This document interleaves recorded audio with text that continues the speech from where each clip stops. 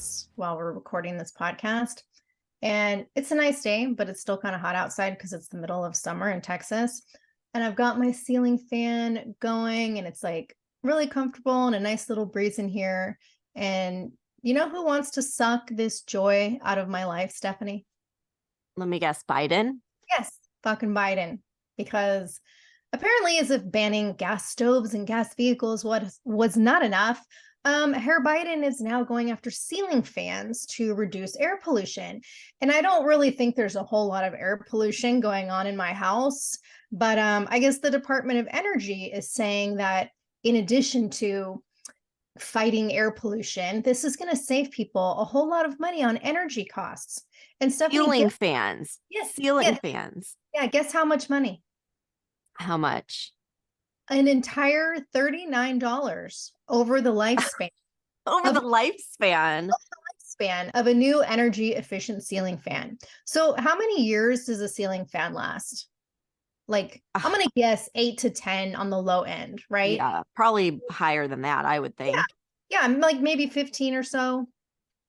And like when I saw this, I just like, it made my blood boil because if we were an energy efficient country and we produced our own renewable resources like we were capable of, I could be saving $39 in one fucking week at the gas pumps and not at a period of over 10 years on a fucking ceiling fan. And do you know how much this quote savings is actually going to cost? No idea. Take a guess. Cost like the country, like the everyone? Yeah. $1 million. Yeah, well, no. According to Fox Business, the Department of Energy, which is the one that's promoting this, is saying that it's going to cost a total of $86.6 million a year due to the fact that manufacturers are going to have to upgrade and change their equipment to make these new energy compliant ceiling fans. This is coming directly from the Department of Energy saying that it's going to save consumers $39, but it's going to cost $86.6 million a year. Okay, but I do not buy that it's going to save consumers that $39 because, hello, I live in Florida where it's freaking hot all the time.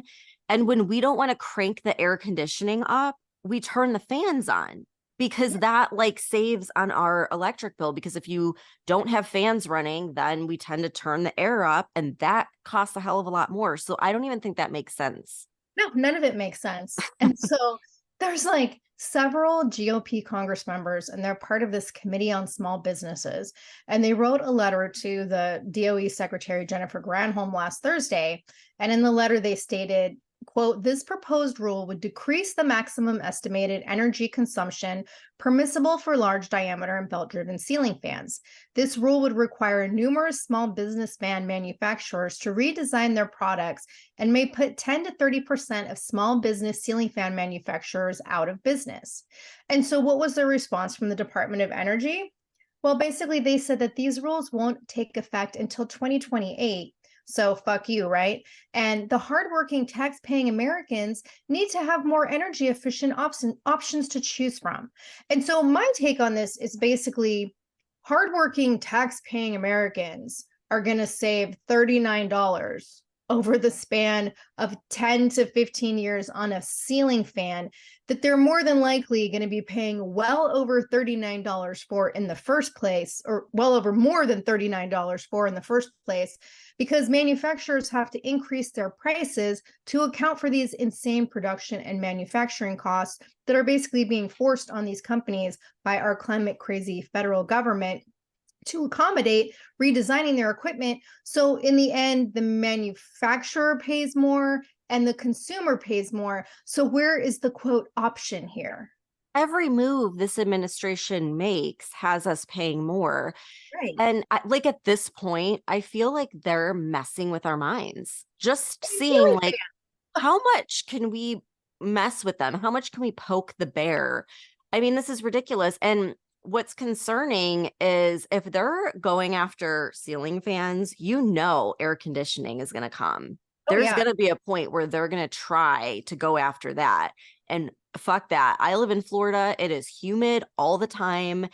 Like that's a little concerning. And then what about the poor? There's a guy in Tampa that owns a fan store. You want to know what it's called? It's called Dan's Fans. And Dan is the owner and he is the nicest guy. And this poor freaking guy is going to go out of business now thanks to Biden. Right. Oh my gosh. Well, in the spirit of banning common household items, did you know that as of August 1st, incandescent light bulbs are illegal to sell? I heard it was coming. I remember Yeah. a few months ago about that. It's now illegal. And apparently everything must be 45 lumens per watt. So basically what that means is LED light bulbs that are pretty much the only option we're going to have now. Now, I don't think that's too much of a big deal because I feel like LED has been replacing regular bulbs for a really long time now. But I don't like how the government is getting involved in banning them. Like, just let the consumers choose. Like, that is what happens when you're in this capitalist society. There's supply and there's demand. Like, let the consumer have the choice. But what I didn't know until I started looking into this is that LED light can cause all kinds of health issues. Have you ever heard that? No. Well, apparently it's a pretty big deal. According to the Cleveland Clinic, they say that LEDs produce shortwave high energy blue light, which has been linked to biological and sleep disturbances. And then there was a Spanish study in 2012 that found that LED radiation can cause irreversible damage to the retina, which is why they have like those blue light blocker glasses now. Yeah. I didn't realize though that it was like that much damage that it can do. And then in 2019, there was a report from the French Agency for Food, Environmental, and Occupational Health and Safety. And they warned that phototoxic effects of blue light exposure, including an increased risk for age-related macular degeneration. And the other thing is that I guess it's a lot more harmful for children because their eyes can't filter blue light as good as adults. So this can lead to them being nearsighted, having trouble sleeping, and then eye strain. So, like, again, I'm not completely against LED or anything like that. Like, this is the way it's been going, but it should be a consumer choice. It shouldn't be something that the government is forcing and making illegal. Yeah, I totally agree with you. Even though I do like the type of light that it puts out, but I want the fucking choice. Yeah. And here's another interesting one. The whole climate change environmentalist push for paper straws. Well, they're actually harmful and bullshit. So, several states, including like California, Oregon, New York, Washington, D.C., and Colorado, they all banned plastic drinking straws a couple years ago. And, restaurants had to start using those shitty biodegradable paper straws. Well, there was a new study that came out last week, and it found that the vast majority of these, quote, eco-friendly paper straws actually contain more toxic forever chemicals than traditional plastic straws. And we talked about forever chemicals about a month ago and how dangerous and toxic they are.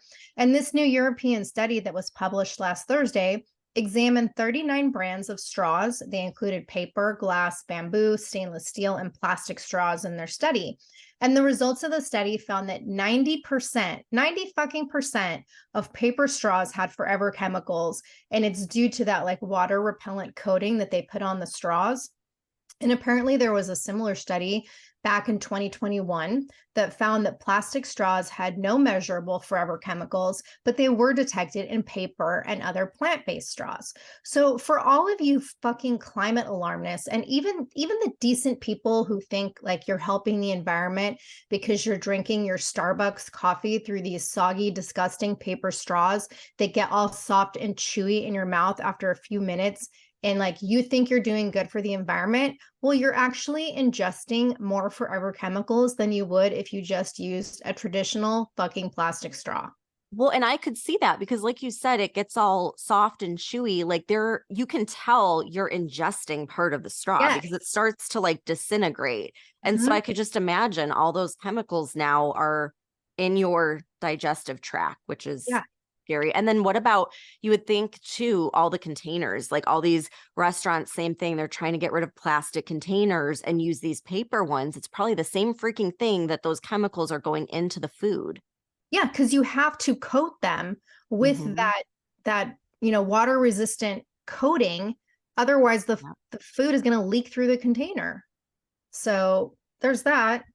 And then in other news, Stephanie, did you know that this is Overdose Awareness Week?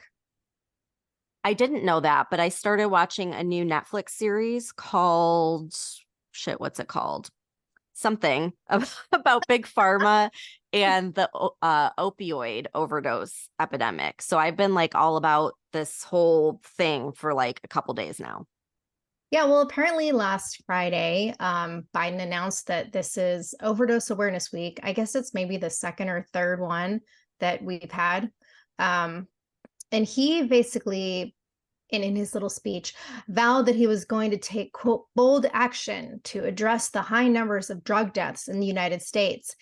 Those record numbers of drug deaths that Biden himself is responsible for by allowing this unprecedented amount of fentanyl across our open and unprotected border.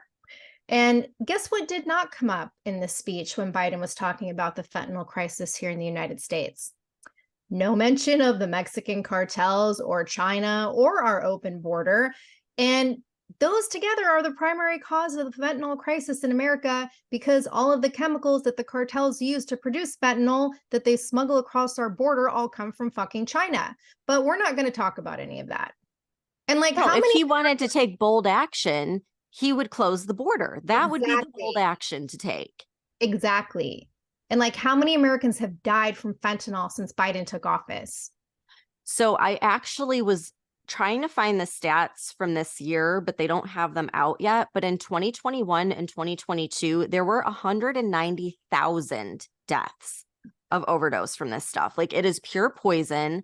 It's 100 times more potent than morphine and 50 times more potent than heroin. Like, that's scary. And what's really scary is that not only are they putting it in other street drugs, but there's also all of these counterfeit prescription pills that look like the real thing, but are fake. And so what's happening is you see a lot of students, a lot of high school kids, college kids that think that they're getting an Adderall to get them through finals, and they're not. And one pill kills them.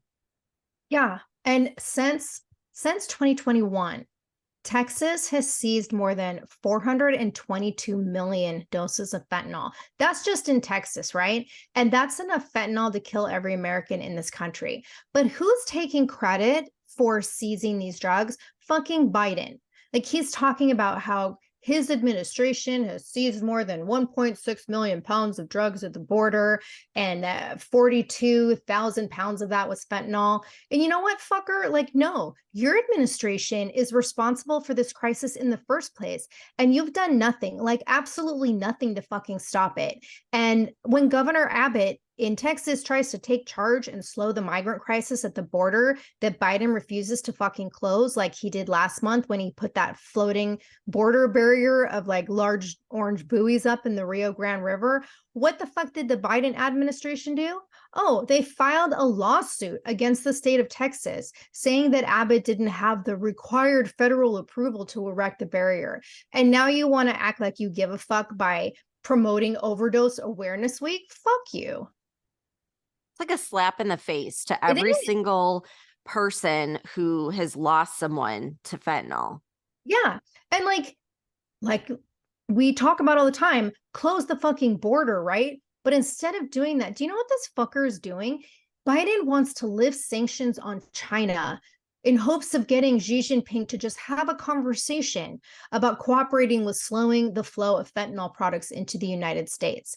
Like, what's the solution? Close the fucking border. Yeah, you really think first of all, he's not going to have a conversation with Biden. Second of Right. all, does he really think he's just going to be like, oh, okay, yeah, sure, we'll get right on that? No, Yeah. they're doing this on purpose. Yeah. And it's like, I'm just so fed up with the shit. And then, like, the last thing that I want to mention, there was an article that came out in the Washington Free Beacon last week. And this, I thought of this because it's border related. And it was talking about how the Department of Labor's Office of the Inspector, I can't speak today, Jesus. Office of the Inspector General is conducting an audit and opening an investigation on the Labor Department's role in all of these like child labor violations of migrants across the country. And so this is basically linked to the whole scandal that was involving the Department of Labor, Department of Health and Human Services, and the White House back when all of these like remember a few months ago, we were talking about the Biden administration's like human trafficking scheme with releasing all these migrant kids into the country by the thousands. And like these kids have ended up in factories and industrial facilities doing hard labor. And remember that HHS whistleblowers came forward talking about child trafficking and these kids being sent to live with unscreened adults. And it was found that like many of these adults were sex offenders and had criminal records for child neglect. And apparently, yeah, and like back in July, Bloomberg reported that over the past 10 months alone, the Department of Labor's Wage Division has concluded 765 cases involving almost 4,500 children being employed in violation of federal child labor laws. And since 2018, the department has reported a 69% increase in child labor violations. And where is this all coming from? From the fucking migrant children. I feel like we're turning into a third world country. Yeah. We have like, election interference, them arresting their political opponent. Now we have child labor and all this human trafficking and cartels basically running things at the border. Like we are turning into a freaking third world country. Yeah. And like there hasn't been much about this on the news, especially in light of everything being Trump. But I'm very interested to see what happens with this audit. And I know that my boyfriend, Senator Josh Hawley, is going to report on it because he is always at the forefront of what's going on with this issue. So I think this just gives me more of an excuse to follow his Instagram posts. Okay. So when your boyfriend has some news, we'll update everyone on that. And I was just thinking about it the other day because I was like, it was months ago that they said 85,000 children were missing. How many is it now? Like, why isn't it all over the place? Everyone's kind of forgotten about it because there's so many other things that this corrupt government is doing. But we'll count on your boyfriend to give us a little update, and we'll let everyone know about that.